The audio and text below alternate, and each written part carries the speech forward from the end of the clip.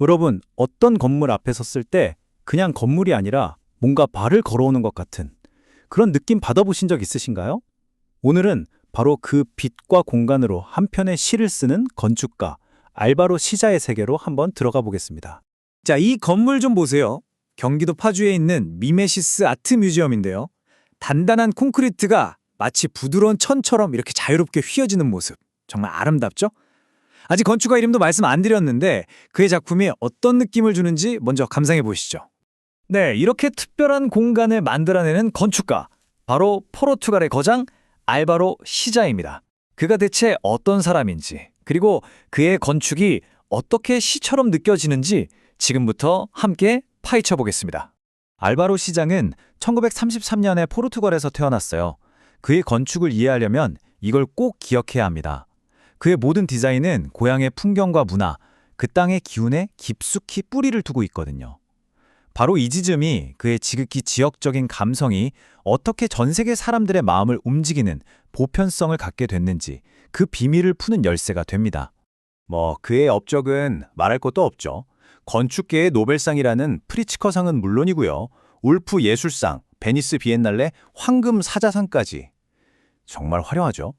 현대 건축에 살아있는 거장이라는 말이 정말 딱 어울립니다.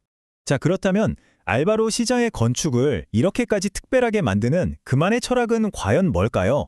그 중심에는 시적 모더니즘이라는 아주 중요한 개념이 있습니다. 시적 모더니즘. 이게 뭐냐면요. 쉽게 말해서 모더니즘 건축의 특징인 그 단순하고 깨끗한 선은 그대로 가져오면서 그 안에 자연과 역사, 그리고 우리 인간의 감성을 마치 시처럼 녹여내는 거예요. 그러니까 차가운 이성만 있는 게 아니라 따뜻한 감각이 함께 숨쉬는 건축, 바로 그겁니다. 이 철학을 떠받치는 세 개의 기둥이 있어요. 첫째, 엄밀한 연결이에요. 자연과 건물을, 또 과거와 현재를 딱 나누는 게 아니라 하나처럼 자연스럽게 엮어내는 거죠. 둘째는 감각과 이성의 조화. 논리적인 설계도 물론 중요하지만 그 위에 직관적인 아름다움을 더해서 누구나 공감할 수 있는 공간을 만드는 겁니다. 그리고 마지막, 단순함의 치밀함. 겉보기엔 굉장히 미니멀하고 단순해 보이잖아요. 하지만 그 뒤에는 빛, 재료, 비례에 대한 상상도 못할 만큼 정밀한 계산이 숨어 있다는 거죠. 자, 그럼 이론은 이쯤 하고 이 멋진 철학이 실제 건물에서는 어떻게 나타나는지 첫 번째 사례를 통해 한번 직접 확인해 보시죠. 이건 거의 땅에서 저절로 자라난 것 같은 건축물입니다. 여기는 포르투갈에 있는 레사다 팔메이라 해변 수영장입니다. 거친 바위 해안선과 콘크리트 구조물이 마치 원래부터 하나였던 것처럼 서로에게 스며들어 있는 모습 보이시나요? 사람이 만든 것과 자연의 경계가 완전히 사라지는 듯한 경험, 정말 환상적이지 않나요? 시자는 대체 어떻게 이런 마법을 부렸을까요? 비결은 간단해요. 경계를 허무는 것. 일부러 벽을 낮게 만들어서 바다 풍경을 가리지 않았고요. 길을 활짝 열어서 바닷바람과 햇빛이 마음껏 드나들게 했죠.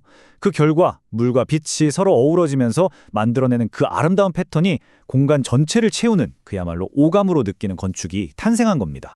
자, 자연과 하나가 된 건축을 봤으니까요. 이번엔 예술과 대화를 나누는 건축을 한번 만나볼게요. 예술 작품을 위해서 최고의 무대를 만들어내는 실내자의 또 다른 천재성을 엿볼 수 있습니다. 포르투갈 포르투오에 있는 세랄베스 현대미술관입니다. 이 건물의 진짜 매력은요, 엄청난 반전에 있어요. 밖에서 보면 그냥 하얗고 네모난 극도로 단순한 상자 같거든요. 그런데 안으로 딱 들어서는 순간 빛으로 가득 찬 다채롭고 풍부한 공간이 우리를 맞이합니다. 이 미술관 디자인의 핵심은 바로 예술과의 대화입니다. 시자는 건축이 주인공이 되면 안 된다고 생각했어요. 그래서 작품이 가장 돋보일 수 있도록 한 발 물러선 중립적이면서도 품격 있는 무대를 만든 거죠. 그리고 또 하나, 저 큰 창을 보세요. 바깥의 아름다운 정원 풍경을 내부로 그대로 끌어들여서 관람객들이 실내와 실외의 경계 없이 예술과 자연을 동시에 즐길 수 있게 만들었습니다. 자, 그의 철학이 실제 건축물에서 어떻게 구현되는지 봤는데요. 이제 시자가 사용하는 가장 강력한 도구, 그의 시그니처라고 할 수 있는 빛에 대해서 좀 더 깊이 들어가 보겠습니다. 시자계에게 빛은요, 그냥 어두운 곳을 밝히는 기능, 그 이상입니다. 그는 빛을 마치 벽돌이나 콘크리트 같은 하나의 건축 재료로 사용해요. 빛으로 공간의 형태를 빚어내고 분위기를 조각하는 거죠. 그리고 그의 공간에서 빛은 살아있는 시계가 됩니다. 해가 뜨고 지면서 빛의 각도나 색깔이 계속 변하잖아요.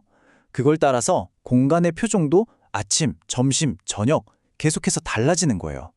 덕분에 공간이 하루 종일 살아 숨쉬는 것 같은 역동성을 갖게 됩니다. 바로 이겁니다. 빛이 가진 감성적인 힘. 시자는 빛을 자유자재로 조절해서 공간을 때로는 고요하게, 때로는 아주 극적으로, 심지어는 성스럽게까지 만들어냅니다.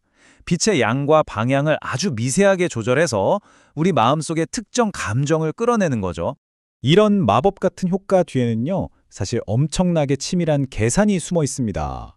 시자는 자기가 원하는 빛의 효과를 얻기 위해서 모든 창문의 크기, 위치, 모양을 정말 밀리미터 단위까지 계산한다고 해요. 아침 햇살이 어느 각도로 들어와서 어디에 닿을지, 저녁 노을은 또 얼마나 깊숙이 들어올지, 이 모든 게 다 그의 정밀한 설계 안에 포함되어 있는 겁니다. 자, 그렇다면 이 모든 이야기들을 관통하는 가장 중요한 핵심은 뭘까요? 결국 모든 건 인간적인 경험으로 돌아옵니다. 알바르 시제의 건축은 그냥 멀리서 바라보는 멋진 예술작품이 아니에요. 그 안에서 사람들이 살고, 일하고, 느끼고 서로 소통하기 위해 만들어진 공간입니다. 그의 건축이 그렇게 현대적인데도 불구하고 지극히 인간적이고 따뜻하게 느껴지는 이유가 바로 여기에 있는 거죠. 결국 알바로 시자가 우리에게 남긴 위대한 유산은 바로 이것입니다. 자칫 차갑게 느껴질 수 있는 모더니즘 건축에 시와 감성이라는 숨결을 불어넣어서 자연과 인간이 조화롭게 함께할 수 있는 그런 따뜻하고 영원한 공간을 만들어냈다는 것. 시자의 건축을 보고 나면 이런 질문을 스스로에게 던지게 되는 것 같아요. 우리가 매일 살아가는 집, 학교, 사무실, 이런 공간들은 과연 우리를, 그리고 우리가 사는 이 세상을 얼마나 더 깊이 연결해주고 있을까요? 여러분도 한 번쯤 생각해 보시면 좋겠습니다.